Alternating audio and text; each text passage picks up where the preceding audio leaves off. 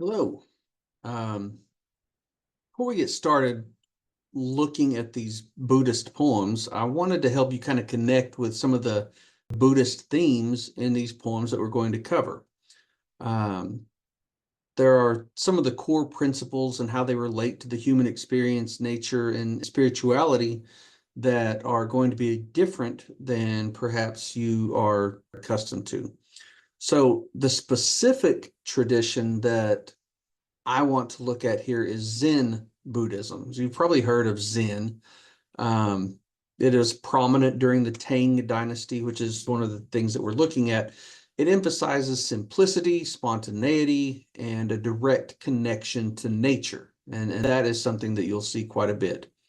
Um, Zen Buddhism is a Mahayana Buddhist tradition that emphasizes simplicity, present moment awareness, and non-duality. It teaches that the path to awakening all sentient beings is also the path to one's own awakening. So enlightenment and awakening are key concepts here. Also in your exploration of Buddhism, you'll see that you'll probably run across the Four Noble Truths, which are the truth of suffering, the truth of the cause of suffering, the truth of the end of suffering, and the truth of the path that leads to the end of suffering. So yeah, the Four Noble Truths are all about suffering.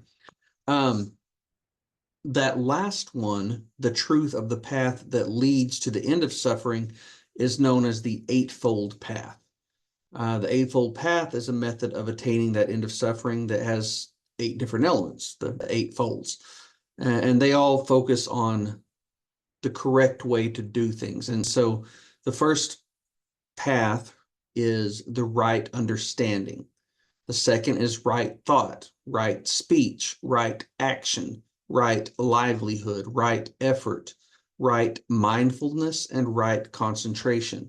So doing all those things the right way, having the right thought process, saying the right things, living the right way, being in the right mindset, concentrating correctly, those are the eightfold that is the eightfold path that leads us to the end of suffering or to our own enlightenment. So those are some key concepts there. Some other things that you want to be aware of, the idea of impermanence. So we are not permanent. We're not here forever. Everything is transient. All things change. Suffering, we've already talked a little bit about that, but it is a fundamental aspect of existence, and suffering is caused by attachment or desire.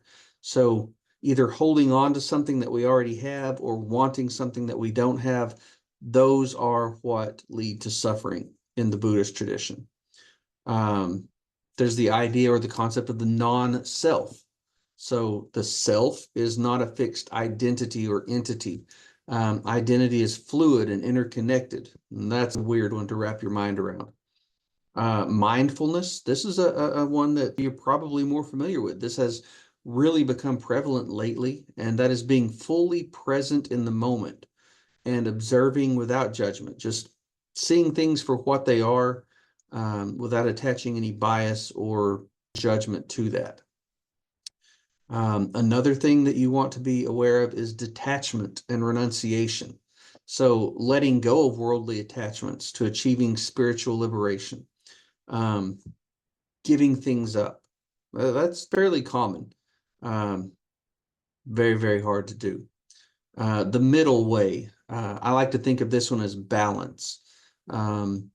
One of the themes that I see in literature over and over and over is that balance in all things is best.